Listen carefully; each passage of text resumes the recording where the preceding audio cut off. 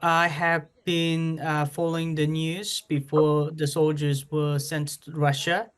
Um, there was a rumor that North Korean regime will send troops to Russia, but I didn't expect this like that much people. And based on our experience, my experience and the military experience, I think those soldiers sent Russia are the special forces, and including some like engineers and the General Reconnaissance General Bureau, the special agents. So there's some combination of these special forces, but mainly the special forces from Storm Corps, formerly Storm Corps, now it's Joint Special Operation Command. So in the past, we called them Storm Corps, and in North Korea, they are known as 11th Corps.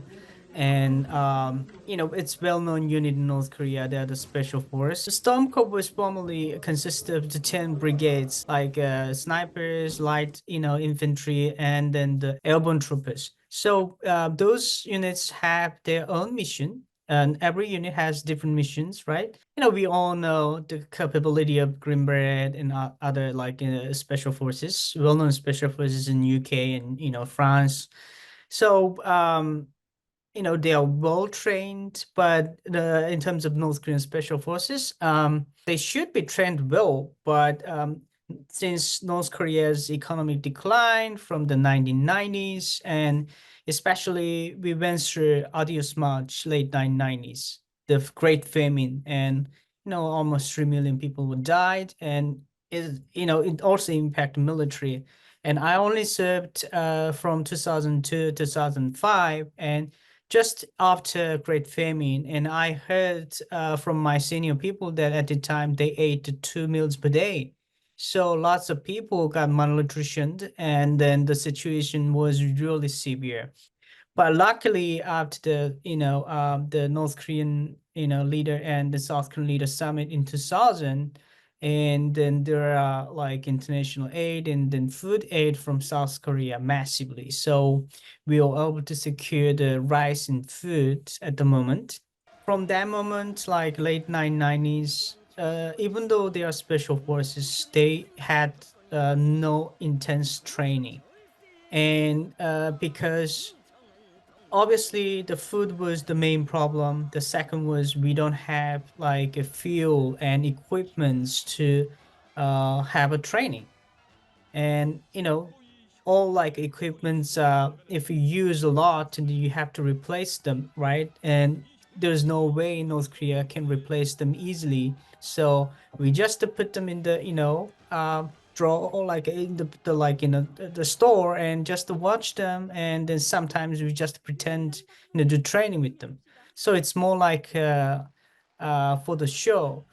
As you may have seen, North Korean videos, like, those intense training before the North Korean leader, like, martial arts, and then, other like intense training. But those are like those are like a more for the show, not like a real combat training. So I'm sure they're not well trained. It's easy to say that they are more trained than other normal soldiers. And also, normal, the corps have their own mission to protect their area, but Storm Corps has no designated area to protect. So they are the special forces. Their missions are more like enemies base, not protecting or defending themselves. So that's the more trained, and they don't have territorial the defense mission. So that's easy for them to relocate the unit to Russia. If Ukraine government conduct a psychological, strategy against North Korean soldiers, and the chances are really high, because I talked to several people that they don't have real motivation. It's not for money, right? They are not get paid. Russian soldiers are get paid, but they won't get paid. They only paid under the North Korean payroll system, like less than $1 per month. So they don't have motivation for money. And obviously it's not defending your country and then your parents and yourself. So It's just, they are mobilized to mobilized by the North Korean, the Supreme Commander, like Kim Jong-un.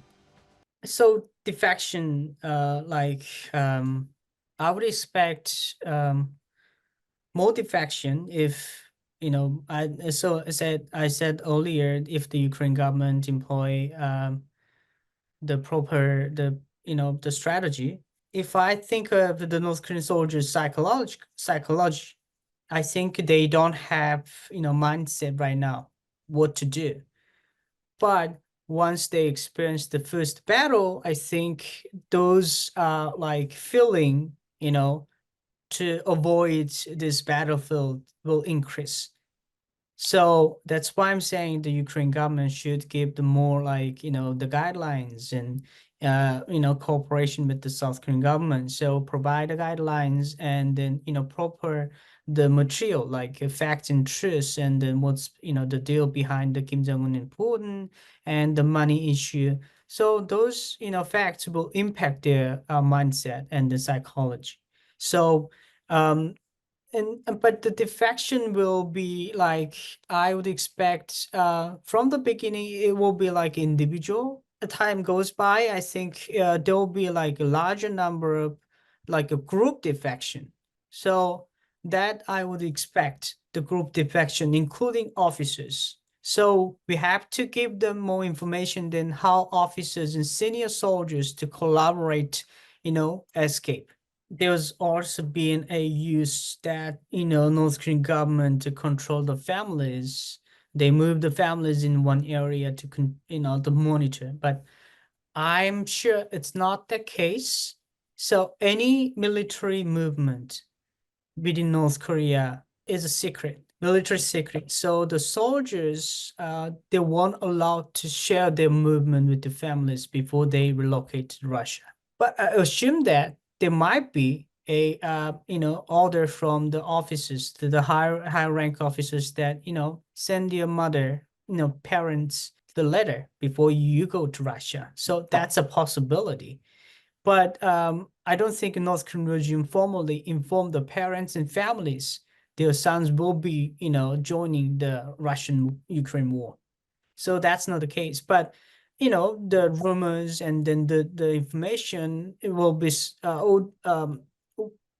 could be circulated, very fastly. So the parents and families, they got information from outside. Their soldiers, their sons, are in Ukraine and Russia.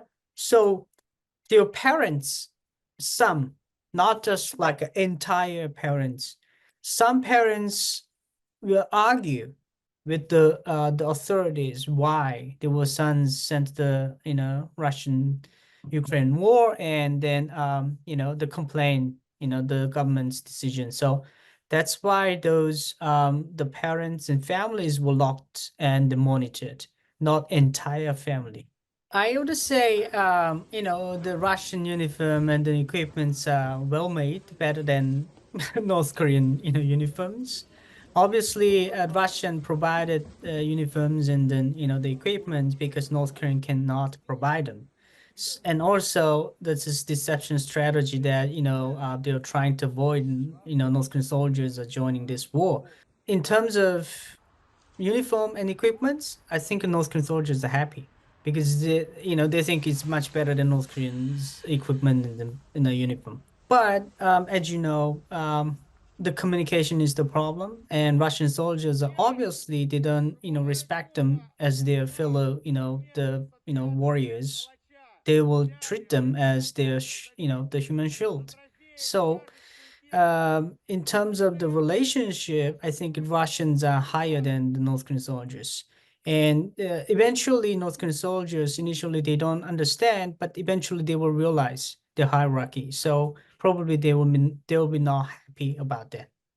I'm sure they will have a daily the ideological training every day. Yeah, every day. Do they have a political officer, also, like officers? So the political officer will conduct the series of ideological training every day. Normally in North Korean military, we do have like almost a 2 hour session of ideological training in the morning. So mainly we are educated with the Kim family's, history and the military policy. I mean, but the main focus, main point is we have to sacrifice ourselves for the, Kim family and the party and the military like that. Like, if I assume what ideological training could be done in Russia, they might think that they were trying to counter the like psychological warfare against North Korean soldiers. Like, so don't, pick up any, material from, Ukraine government or South Korean language, and they are all fake and it's not true. If you defect or if you arrested, you'll be tortured, you'll be killed like that.